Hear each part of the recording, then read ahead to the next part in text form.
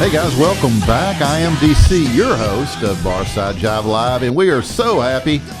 Actually, we're thrilled to death that you guys chose to hang out here with us at the very cool Vocal Studios in North Dallas.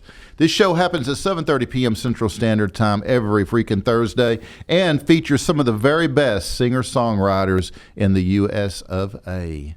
By the way, you can now follow all my shows on Apple iTunes, iHeartRadio, Spotify, Stitcher, Twitch, Spreaker, Google Play, TuneIn, and Deezer. Let's make this simple. Anywhere you can find cool content, Barside Jive is there.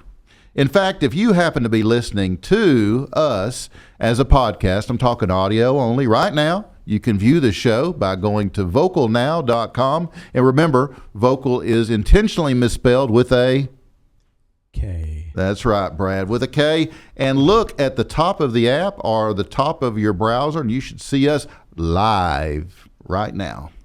Also, all of my content is on demand on my YouTube channel. Just search for Barside Jive Live. Barside Jive is also sponsored by The Zoo, the world's best rock, and can be streamed 24/7, 365 at, once again, vocalnow.com. Tonight, I have singer, songwriter, bluesman Rocky Athas in the studio. But first,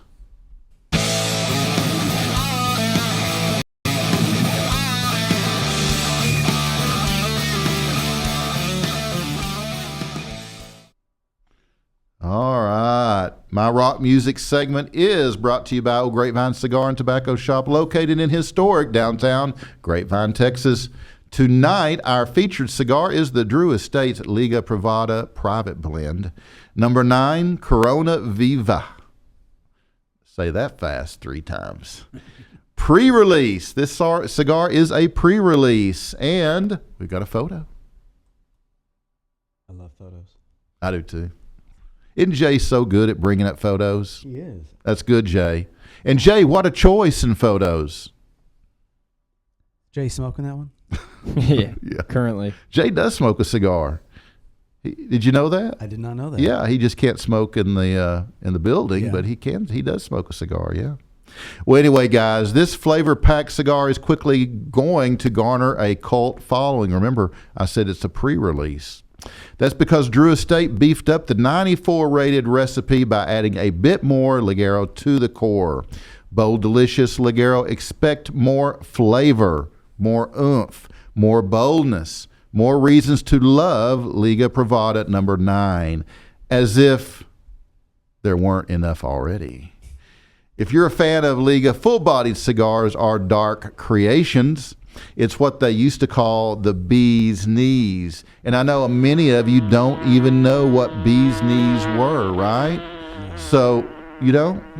Okay, so when like bees flip from flower to flower, right, the nectar would stick to their legs. Okay? So the phrase bee's knees means sweet and good because the knees of the bee are where all the sweet, good stuff is. So it's the bee's knees. Does that make sense? I like it. Makes sense to me. Yeah, absolutely. Sounds good, right? Yeah, I want some honey. All right. So go see Kenny, honey. So go see Kenny Tom Ardena. No honey there. At the Old Grapevine Cigar and Tobacco Shop for your Drew Estate Liga Privada number 9 Corona Viva. It's a pre-release, guys. And for all your smoking needs. Now we got to talk a little rock and roll news. And what better band than start out our news segment with Metallica? And got some bad news. Metallica no longer headlining Sonic Temple and Louder Than Life festivals. That's right, guys. Got some bad news for you. Metallica have pulled out of the Sonic Temple and Louder Than Life festivals.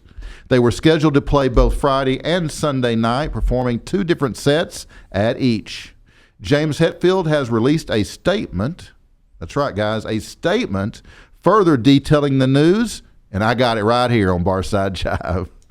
Dear Metallica family, It pains me to write this, but I have to let all of you know that I cannot make it to Sonic Temple in Columbus and Louder Than Life in Louisville this year. As part of my continuing effort to get and stay healthy, I have critical recovery events on those weekends that cannot be moved. I apologize to all of our fans who have bought tickets for these festivals. We are working with the festival promoters to provide refunds or exchanges. My intent with this statement is saying I apologize to each one of you. The reality is that I have not prioritized my health in the past year of touring, and I now know that my mental health comes first.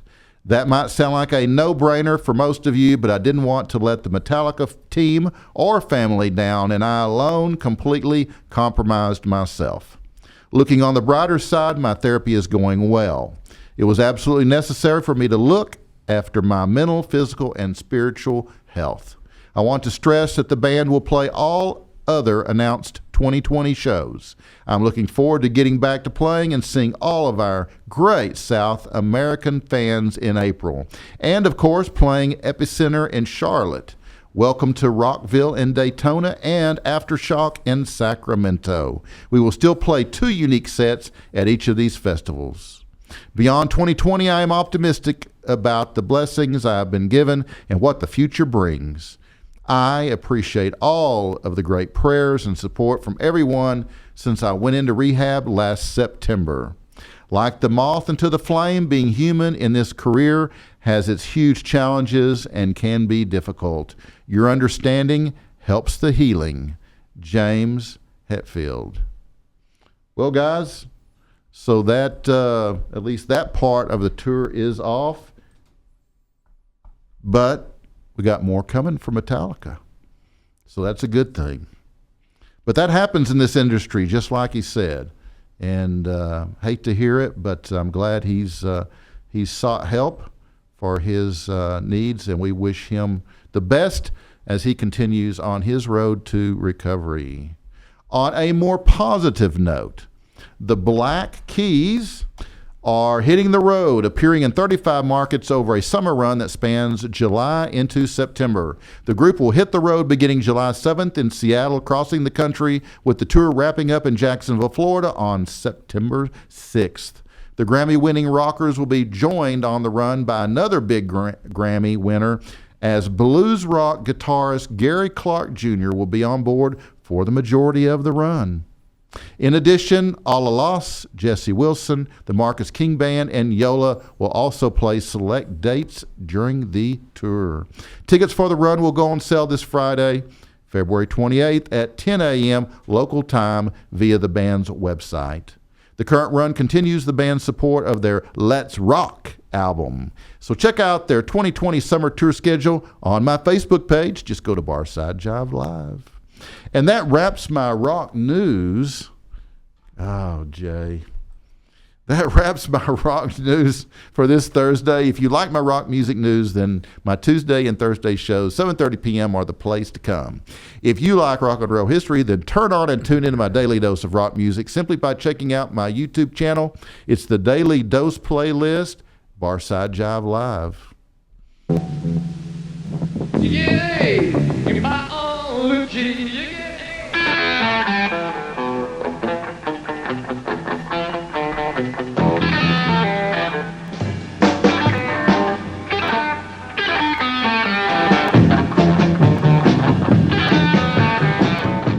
All right, my live music showcase is sponsored by Hip and Hippie. Hip and Hippie is a planet-loving company known for its high-quality, earth-friendly, 100% recyclable candle line and natural body care products. It's no wonder eco-supporting people love Hip and Hippie, hipandhippie.com. My guest today is Rocky Athas. Rocky is known by critics and fans as the Texas Tornado, the Malice from Dallas, the young Eric Clapton, and the last great blues breaker guitarist. Possesses an arsenal of punishing guitar riffs and catchy hooks that have opened every door. From his first solo album at Willie Nelson Studio with the multi-Grammy winning producer Jim Gaines, to recording with Buddy Miles and Stevie Ray Vaughan's Double Trouble, to Glenn Hughes, Joe Walsh and John Mayall. Rocky has a blues rock pedigree that reads like a who's of musicians. You might not know how to pronounce his name correctly, but you will most certainly remember his playing. With his wonderfully crafted new album, Shakin' the Dust, Rocky is here to announce his return from the international touring stage with the godfather of British blues to reclaim his rightful place front and center, delivering his musical message with Texas style. After carrying the mantle of the coveted role of lead guitarist with John Mayall's Blues Breakers for 8 years, Rocky Athas renewed his successfully established solo career. The much-anticipated reunion between Rocky's good friend and multi-Grammy-winning producer Jim Gaines delivered Shakin' the Dust to rave reviews and garnered a nomination for Album of the Year. Partnering repeatedly with Grammy Award-winning producer Jim Gaines, Rocky Athas has released a series of albums including Miracle, Voodoo Moon, Lightning Strikes Twice, Let My Guitar Do the Talking with My Friends, and his band of Texas musicians wows audiences everywhere they go. So let's welcome Rocky Athas to Barside Jive Live. How you doing, Dale? Hey, Rocky, how are you? Well, I'm doing good. Great. So great having you in the studio finally. Absolutely. Man, I've been working on this for well over a year. Glad to be here. Yeah. It's probably the only reason that I got you here is because I think your wife is the one that answers your messages Kinda. on Facebook, right? Because if I'd talked to you directly, I'd have still been trying. Yeah, I usually just watch Pawn Stars. Yeah. Well, tell me, how's it going? How's things? Well, it's going real good. I'm actually in the studio as we speak, making a new album since my last release, Shakin' the Dust. Right. And we are only 2 songs short of having the complete album, and I've got to find those. Oh, Yeah. okay. So I'm just so you got to short. write them. Yeah. Yeah. And we ended up dropping 3. They just didn't work out right. Okay. So kind of went this far, and then we came back. But anyway, I got 2 more songs, and I been staying busy. Good. Yeah, I just got back from Duluth, Minnesota, and Kansas City, Missouri. So Right. yeah, we're just making it happen, or at least trying to, right? Yeah. We were just before the show. Rocky and I were in. His wife were talking about. You recently spent some time with Kim Savoy Brown at the Arlington Music Hall. Yeah, I did several tours with him with my group, and also when I was with John Mayall. So I know Kim real well. Right. And he called when he came into town and said, hey, you want to come out? I'm playing in Arlington Music Hall. And, Right. well, yeah, man. Let me see if Pawn Stars is on. So, Yeah, right. I'm sure you did. no. Yeah. And so I went out there, ended up doing nearly the whole show with him on the second performance he did. It was a lot of fun. It really was. Yeah. Good venue too. Yeah. Yeah. It's a cool venue. great. Absolutely. Yeah. A lot of national acts as well as a lot of local Right. talent are playing there. So yeah, it's a cool place. Yeah, that's really cool that he called you up and you got to do that. For many, your career kind of starts, or guys I've talked to, as far as they're concerned, your career started with Lighten, right? Yeah. Yeah, and a lot of people still remember that band, which was one of the biggest draws in the Texas nightclub history, right? Yeah, we pulled a few people out. Yeah, you did. Yeah, and you regularly open for national acts. Oh yeah. Right. So tell me how this music thing got started for you in your life up to the point that you guys started Lightning. Okay. Well, actually, I was mostly into sports, as a young boy. And What'd you play? I was a pitcher. Were you really? Yeah. Okay. Yeah. And but Now you talking about high school, Rocky? yeah, all the way through high school. All the way through. Yeah. Right. Right. And my brother was a musician. He's the one that taught me how to play guitar, my brother Nick. Oh. And we happened, now see, I was just full-blown sports. Yeah. And then I saw the Beatles. I was 10 years old.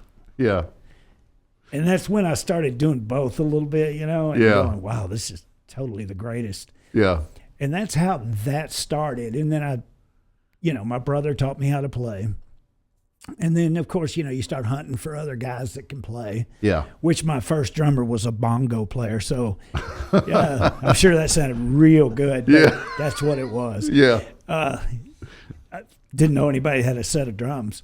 Yeah. But anyway, that led to basically getting with some older guys who were like 21. Oh, wow. Out of high school. While I was in high school, they had all the roller rinks booked and apartment parties. And I just thought, in my mind then, I'd made it, Right.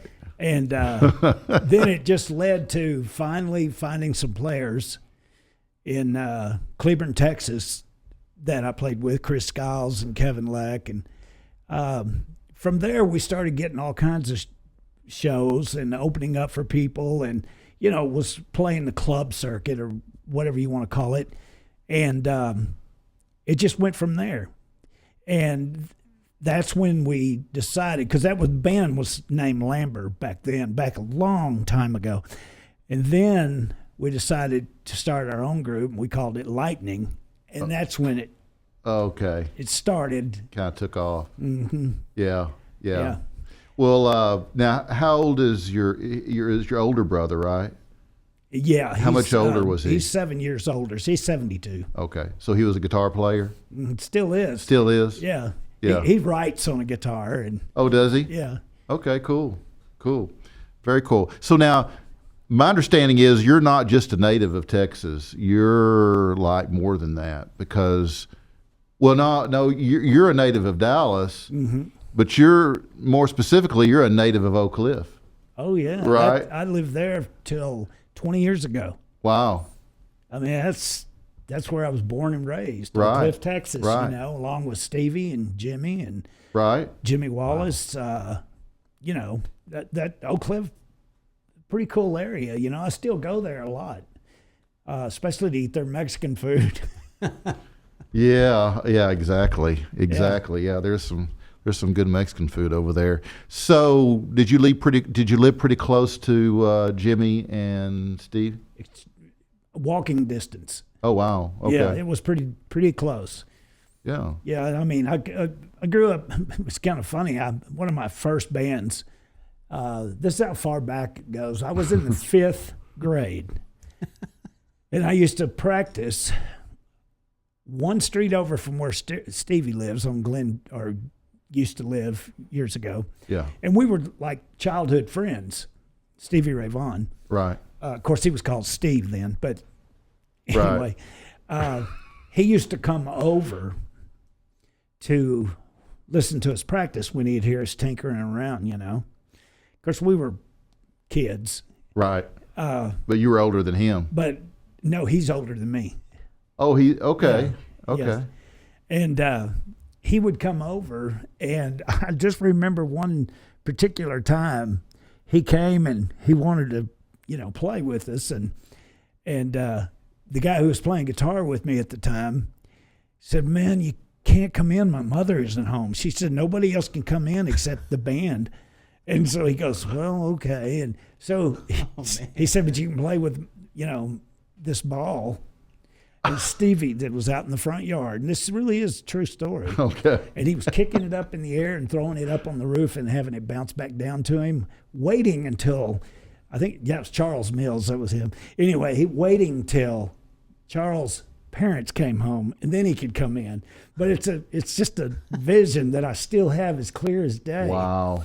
And we were going to rehearse House of the Rising Sun, because that's the songs everybody was doing. Right. And obviously I was doing it wrong. And Steve said, "Hey, let me show you what I learned." And I went, "That sounds better." And so he showed me his little pick pattern on it, So Yeah. that's how far back it goes. I was in the 5th, and he was in the 6th grade then. Wow. So he was just a year older. Yeah. Well, now Jimmy was several years older then. Yeah, I'm not real sure how old Jimmy is, but yeah, he was already taking names by the time I. Oh, was he? Yeah, he was. I think in the Chessman. Yeah. He kind of left for that scene pretty early in life. Yeah, so he was. And I actually saw Jimmy.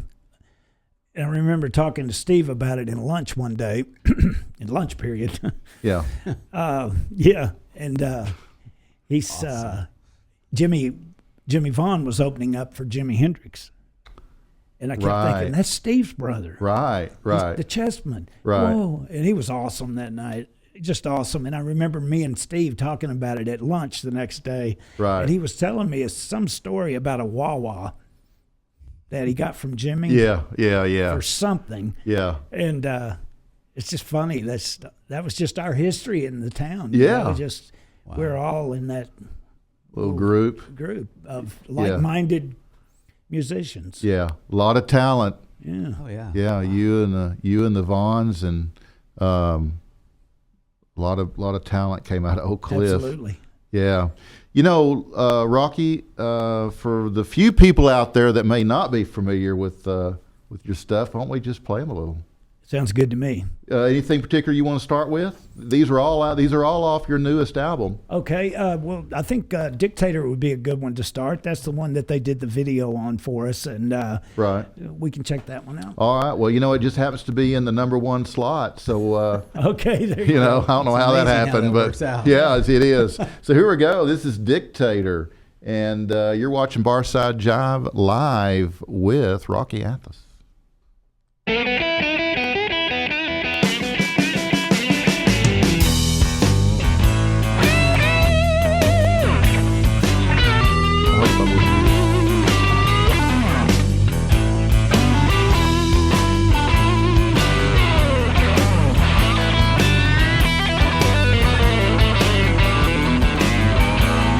There's something I want to tell you,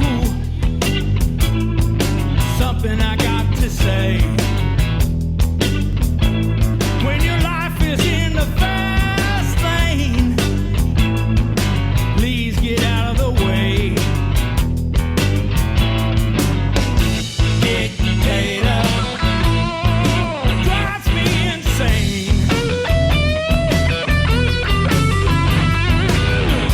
Rule maker, get out of my lane.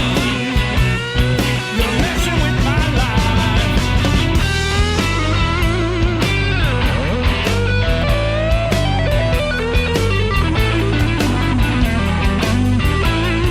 Don't let the people fool you on the road that you take. The signal's red, but the sign is green. Don't yield, pull over or stay. Dictator drives me insane. Rule maker, get out of my lane. You're messing with my life.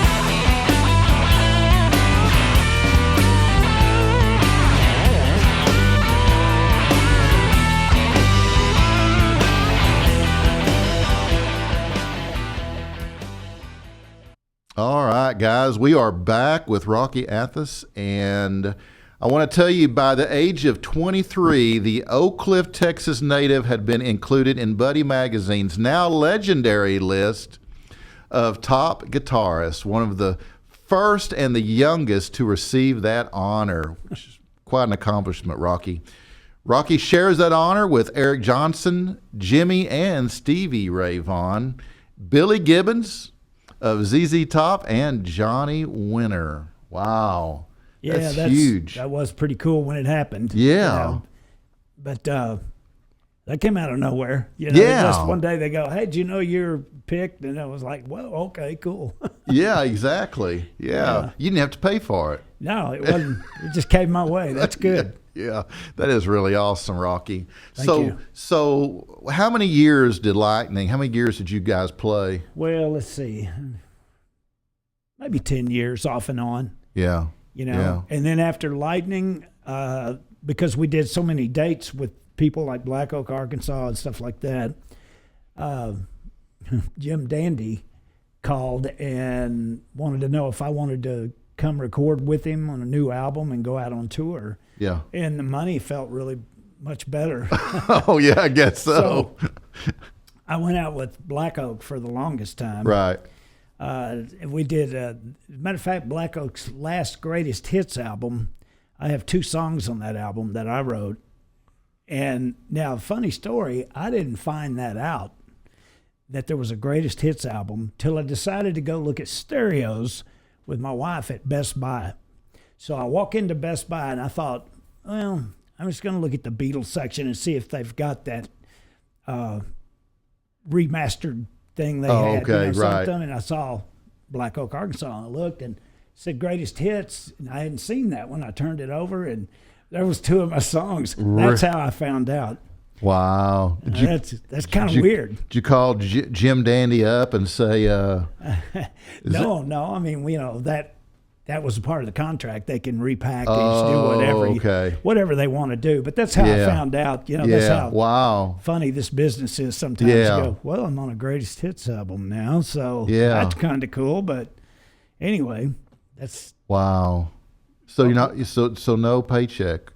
No, I got my paycheck. But I didn't know it was coming. Right. Because it comes off of airplay mostly. But, right. But and a thing called mechanicals. I think you probably know what that is. Yeah. Anyway, so I mean that worked out like 4 years after I had left Black Oak. Wow. It's like, oh well, cool. And then after that, I started playing with Glenn Hughes. Oh, yeah. I love Glenn Hughes. Yeah, we did an album and toured together. 1999, I believe it was. Yeah. And he's a great guy. We still speak now and again. Yeah.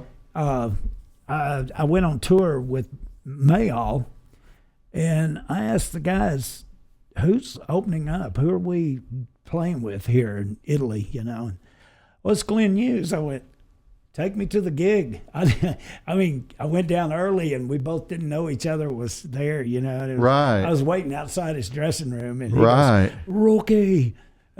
Yeah. Yeah. How cool. Yeah, so that was kind of neat. Then after playing with Glenn Hughes, I played with Buddy Miles and Double Trouble. Did a really good album called The Bluesberries with those guys, and we only did 1 tour, and then Buddy fell sick, real sick, and I only did a few dates with him after that, and then of course he passed away not long after that. But yeah, that was a good album. Playing with Stevie's band was pretty cool. Double Trouble, at least doing that album, because they couldn't come out and do. Except for, a couple dates, but doing the whole album with them was a lot of fun. Oh, I guess so, yeah. Right. And then I had started doing my thing again, and, when I did that project with the Bluesberries, that's how I met Jim Gaines. Right. And he said, why don't we do something with you? And I went, okay. Yeah, of course. Yeah. You're all giddy all of a sudden. Yeah, all of a sudden. And he's produced every one of my albums. Yeah. He's a legendary producer. Yeah, and I co-write with Jim too. There's several people that have done our songs, country people that I didn't intend the songs to go that way, but they made it work. Yeah. So it's like, hey, what are you gonna do? Yeah. Right. No, Yeah. sounds good to me. Yeah. It's a good problem to have. Yeah, and so then after that, I got with John Mayall, Right. and I was with that John Mayall over 7 years, maybe close to 8, something like that. Mm-hmm. And I had a heck of a lot of fun. And then I felt like, it's time to do my thing now. Yeah. So I put out Shaking the Dust, and that was 2 years ago, roughly. And so now I'm in the studio finishing up a new album for all of those people interested. Yeah. When is that going to be released, Rocky? As soon as I write these last 2 songs. Oh, so we're just waiting on you to write. Yeah, I wouldn't. It's kind of a iffy time right now because I was hoping that I could get it out, like before around this Christmas time that just passed. Right. But I wasn't happy with all of the music yet, so it'll probably come out before the summer. Right. Something interesting about Black Oak, Arkansas is first time somebody gave me an album to listen to of theirs, and probably their first, and I was like, wow, this is cool. Well, I got the same reaction from Kelly Garney, who was best friends with Randy Rhodes. They grew up together in Burbank, went to school together, just like you and Steve. Mm-hmm. And they started Quiet Riot. And just before they started Quiet Riot, they were going to concerts. Randy's older brother, they'd go to concerts. And they went to a concert, and the opening act got canceled. I can't remember who he said it was, but they got canceled. So they announced there was going to be another. They'd replaced them with another band, and it was going to be Black Oak, Arkansas. And Randy and Kelly were like, "Oh man, bummer. That sounds like country," And they were like kind of bummed out, but they were like, let's go, because they weren't the headliners, so we'll go ahead and go. Just an opening act. And they said when Jim Dandy came out on the stage, it blew them away. Yeah, he said that was the coolest thing, and and we were laughing because that's the same reaction I had when I first heard them. And so, it's funny you got these guys from all these other bands that Jim Dandy, of course, he's been around forever. Yeah, right? He's still out there doing it. Yeah. And he's what in his 80? No, maybe 70 something. Yeah, late 70s maybe. No, it'd be about 72 or 3. Really? Something like that. That young? Well, they made it when they were very young. That's true. They really did. Yeah. They really did. Well, that was awesome that you have gotten to play with all these guys, and your ability is just amazing. And we're very proud, that we can call you neighbor. You grew up right here. You're still right here, and you just have all this freaking talent. And I think it's going to be really cool when we get this new album out. I hope that when you get that new album out, you'll come back on the show and we'll play some of it and talk about it. Absolutely. Yeah. Well, let's play for them one of your other songs off this album. What do you think we should do for a number 2? Well, what have you got there? I've got no more. Number 2 slot was Lifeline. Let's do Lifeline. Lifeline? Yeah. Okay, here we go. Lifeline, this is Rocky Athos on Barside Jive Live. Thank you. I didn't have the list in front of me.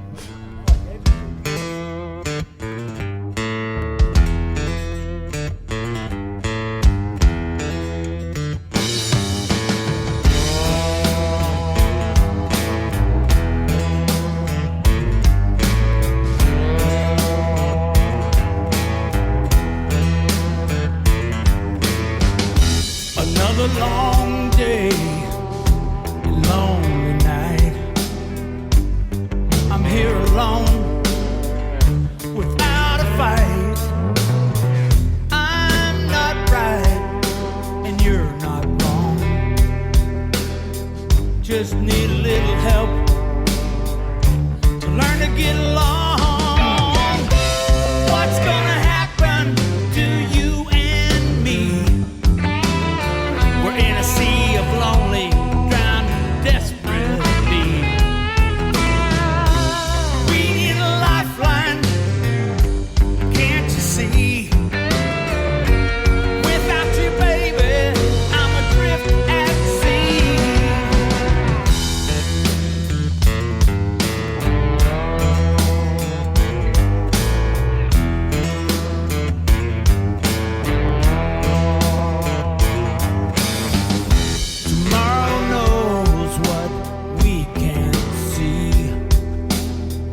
genealogy needs therapy. And there is no room for jealousy. Real love is a rarity. What's gonna happen to you and me? We're in a sea of lonely, drowning desperately. We need a lifeline, can't you see? 'Cause without you, baby, I'm adrift at sea.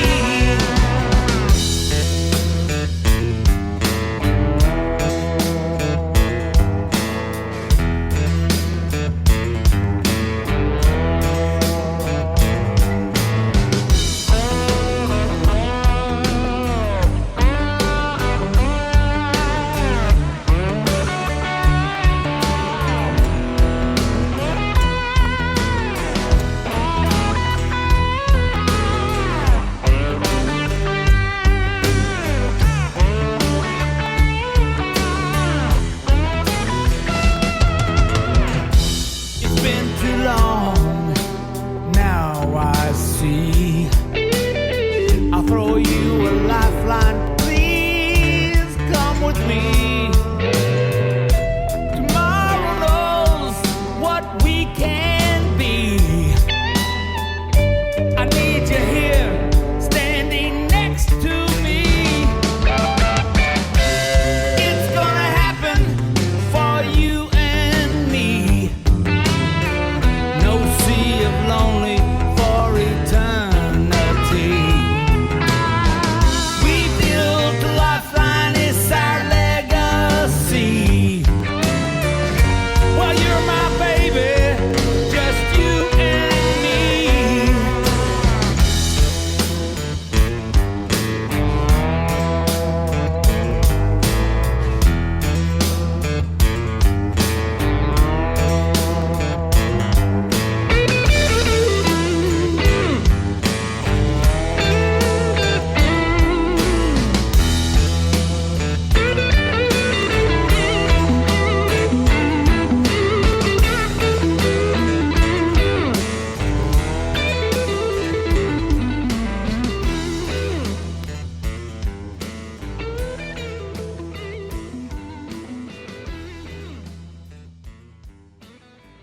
Okay. Because it's a shuffle, and that's kind of more what I'm about. Although I do like doing slow songs, but Right. Right. Guys, we're gonna play Texas Girls next. Rocky Athos here on Barside Jive Live.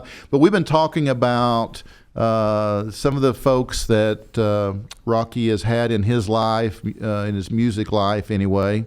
And, well, I guess in his personal life now he's become friends with so many of these people. But we had talked about Glenn Hughes, and we're talking about the Glenn Hughes from Deep Purple and Trapeze, for those old-timers out there that remember Trapeze, and what a great band they were. And also with he one of his most recent projects, which we're not sure if he's moved away from or not, but Black Country Communion with yeah, that's right. Bonamassa and Jason Yeah. Bonham. Yeah, I think that it's possible they're doing a new album, but I could be way wrong on that. So don't quote me. Yeah. Well, he was telling me about Glenn Hughes and Rocky are both cat people, and they send each other cat pictures. So yeah. That's pretty funny. So that's good. Well, you got to do something with all that extra Most time. of my musician friends hate cats, so Do I they? usually just don't say anything. But it's like, oh, cats! I can't finally stand got them. somebody who can send a cat picture too. Yeah, so We can you don't relate. look at those funny cat things. Now, is Glenn, is he over in Europe, or does he live here in the States? He or- lives in the States, Does he? Okay. Yeah. Okay, cool. out in L.A. Okay, or cool. real close to that. But he's out there in that scene. Yeah. So tell me a little bit about Johnny and Tommy Bolin.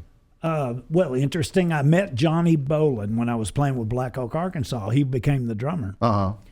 And skip a few years, I asked Johnny to do my first album with me, the Miracle album.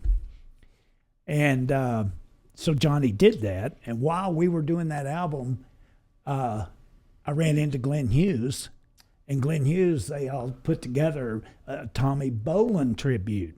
Oh, okay. And that's what our album was, is we redid songs, great songs that Tommy Bolin wrote, to kind of revisit them and show people how great those songs were then. Right. Now, we're talking Tommy Bolin of Deep Purple fame, and James Gang, That's Zephyr.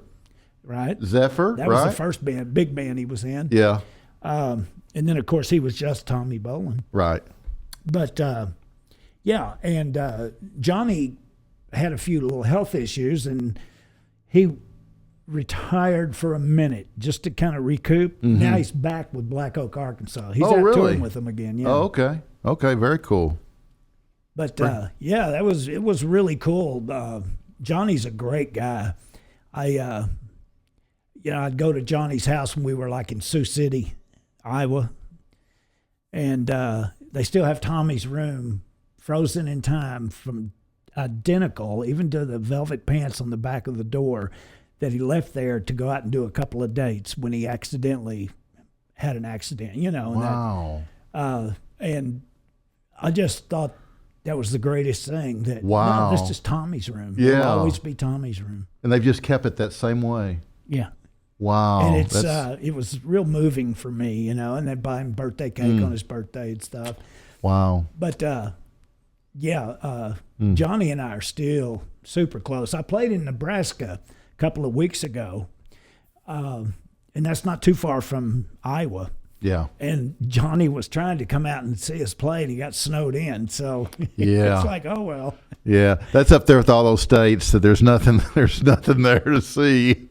They're just No, it's pretty. it's pretty desolate. Hey, look, there's a truck stop. Let's go. I know. I had this crazy idea one time. I spent the summer in Jackson, Wyoming for like 4 months, and decided, well, I wanted to see that Custer battlefield, so I drove right. back north and east, and then I had this crazy idea to cut through a bunch of those states just to see what they look like.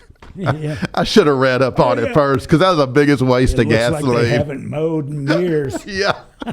Just field after field. Yeah. And just nothing. It was horrible. But, hey, I learned. So That's right. my geography's a lot better today. Oh, man. So, and then you wind up with the godfather of blues, John Mayall and the Blues Breakers. Yeah, that was awesome. I Yeah. actually loved playing with John. John was, it was a weird story. I got a phone call. I was driving down I-30 going to the studio, and it said unavailable. And usually I don't pick those up because, Right. it's some knucklehead going, hey, you want to sell your house? Right. And you're like, oh, Right. I don't know if I Or want to deal nowadays, with that. nowadays it's the IRS or Social Security Department got a warrant or whatever. Yeah. So I don't know why I picked it up, because it might have made the difference of getting the gig and not. Wow. But I went ahead and went, hello, Yeah. hello, Rocky. Yeah. Okay, so this is funny. Wow. Long story. I have a friend named Brian Parker, who used to, when I was working with Glenn Hughes, he could sound just like Glenn. And he would call me on the phone and go, hello, Rocky, this is Glenn. And I'd go, hey, Glenn, what's going on? I'd talk to him for like 3 or 4 minutes till I hear this strange giggle. And I go, and finally I recognized his laugh, and I went, Brian, you so-and-so. Yeah. Yeah. So I'm going down 30, like I said, and I saw an unavailable. Right. And I heard somebody with an English accent on the other end. Hello, Right. Rocky. Right. Rocky Athens. My English is terrible. But anyway, I said, oh, shut up, Brian. Oh, wow. And he said, excuse me? And I said, Brian? He goes, no, this is John Mayall. And I went, hello, John, how are you? I had, little did I know that he had already received my number from my webmaster, who couldn't get in touch with me. And he said, Oh, man. I thought you'd want me to give it to him. I said, well, yes. Yeah. But I almost just, because I'm sure he went, what the heck? Yeah, this guy. I said, Brian, shut up. And he goes, excuse me? that was my Thanks, first. Brian. That was my first few words with John May. I was Well, not excuse really me. thinking it was him. I thought it was my buddy Brian. He used Yeah. to play pranks on me when I worked with Glenn. Yeah. So anyway, that was. I'm sure John probably thought, "Whoa, what was that?" Oh yeah, I'm sure. Yeah, I I'm sure. explained it to him. And he said, "Oh, okay." Yeah, that's funny. It was pretty funny. So, what, he offer you a job right there on the phone? Yeah. Driving down the road? He did. He Did you have said, to "I'd pull like over? He goes, "I've been." Well, I called my wife and said, "Looks like I'm going on the road again," and she said, "Oh, awesome."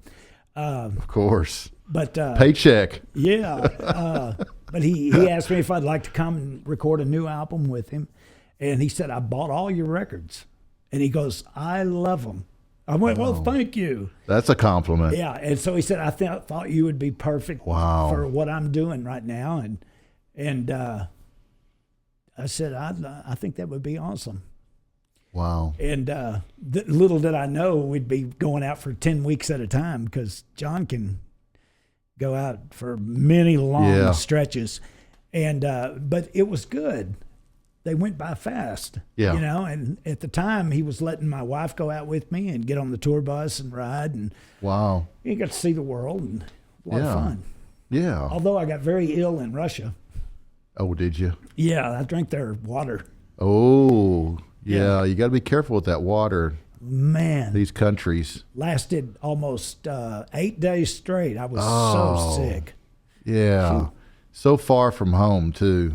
Yeah, you know, and you think you might be feeling a little better, and then it comes back again, and oh God. Yeah. And, you know, I was having to play gigs with that, Yeah. and during the drum solos and the bass solo, I would definitely just go sit down. Yeah. Oh, brother, I used to live over there and in the Middle East, and I would travel, and I spent some time in Paris, and I got sick there.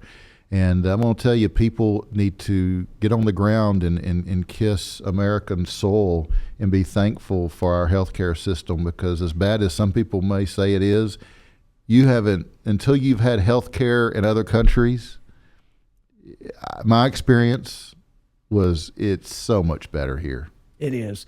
And, So- you know, it's really funny. I was aware of the water situation. You know, we're all talking about it. Yeah. Okay, so they had backstage right before we went on in St. Petersburg. They had Diet Cokes, but they don't ever drink their drinks cold. Right. You know, they're just sitting on a table and Right. hot as hell. No ice. Yeah. Yeah. And so the guy, you know, I said, "Have you got any cold ones?" He goes, "No, but we have ice." And I went, "Oh, cool." Wow. The ice melted in the drink. Oh, and it And they was said there. that probably concentrated the germ being in the ice like Yeah. that. Yeah. I don't know how that works, but Yeah. that's how it happened, they think. Yeah. And Yeah. Wow. I was sick all the way till we made it to England. And I'll never forget the day it lifted. It was like, oh my God, I feel better. It's like Christmas. It's a Right. sick you don't want to deal with. Right. It Yeah. is. Wow. Well, you know, speaking of getting well, Texas girls will make you do that. Yes, it will. It'll make you appreciate how beautiful the women are in Texas. That's right. So let's give them a little Texas girls right here from Rocky Athens. Yeah.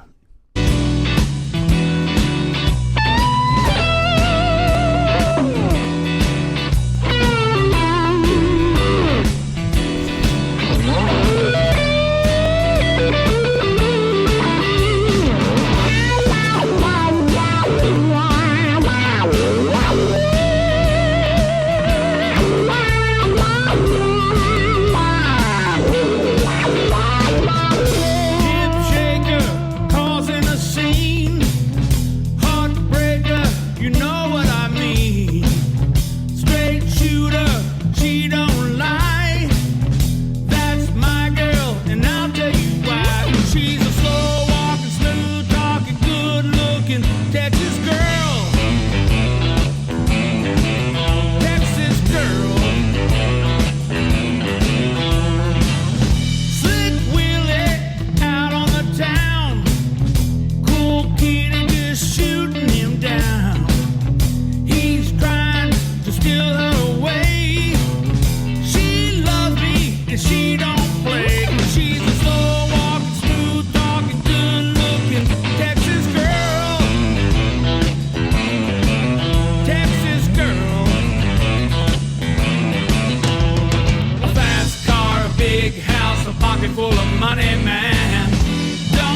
nothing to me.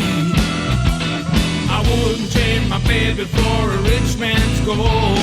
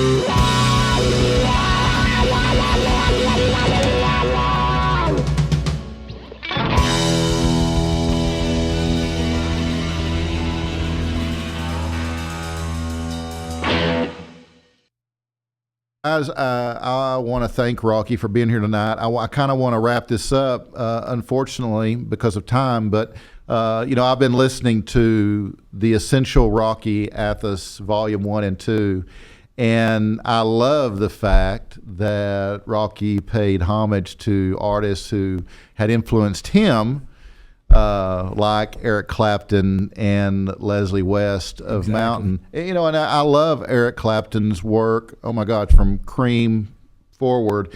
But Leslie West of Mountain was always one of my favorite bands ever. Me too. And that's cool. And of course, Mississippi Queen was one of my favorite songs ever. And I was tickled to death to hear that you covered it, and you did such a magnificent job. So I don't know if Leslie's heard it or not, but if he did, he ought to go, "Yeah, that's pretty badass," because it was such a great job, man. Well, that would be kind of cool.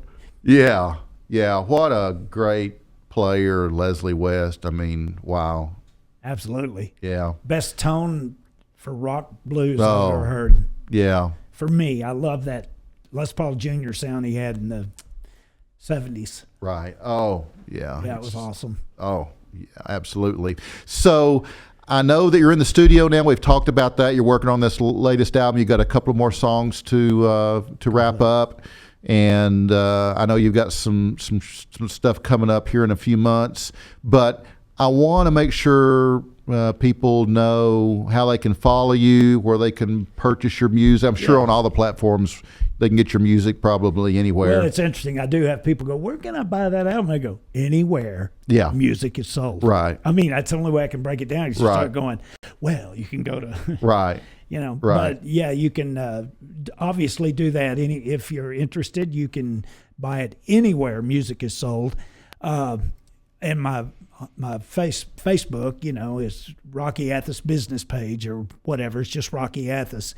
I'm on Facebook, Instagram, Twitter, and come say hello. Absolutely, absolutely. And we're going to be back. Rocky and I are going to get together again. We're going to do a more in-depth interview, and we're going to explore a lot more of his past and talk about his future too. So we're going to do that at another time, and look for that on my YouTube channel. Barside Jive Live. Well, guys, we're going to move on. We've got a few final notes.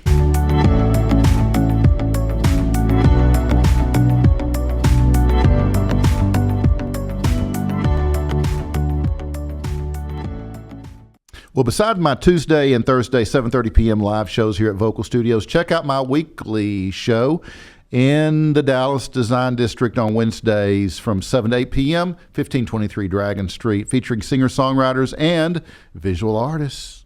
All of my content is on YouTube. Just search Barside Jive Live. I want to thank Jay and Jimmy, our production team, for all the hard work they do to make this show possible. And guys, we are just about out of here. I want to thank you again for hanging out with Rocky and I this evening. I've had a blast. I hope you have as well. We do appreciate your support of what we do. This show for me and Rocky's music for him. And we hope that you'll share us with your friends, family, and followers. And until next time, be kind to one another, keep it real, and keep on rocking. And what about I give you one more from Rocky Athos?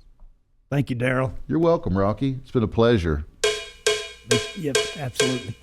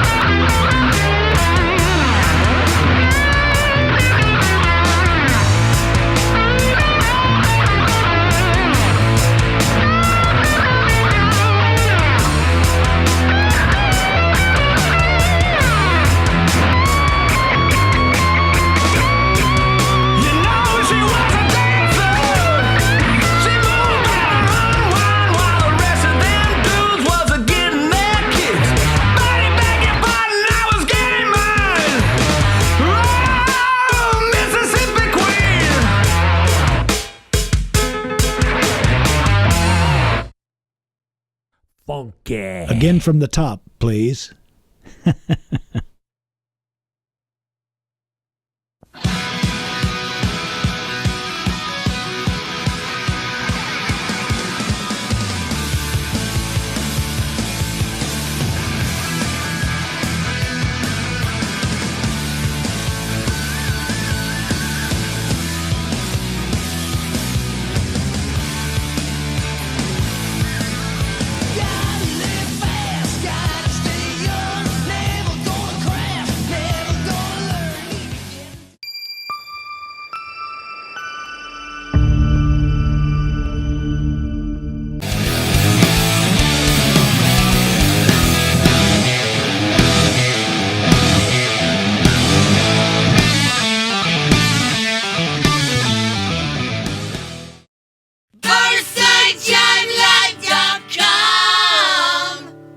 BarsideJiveLive.com. The zoo gives you rock for the senses. For the senses. For the senses. listens. Lows that evolve into highs that pierce.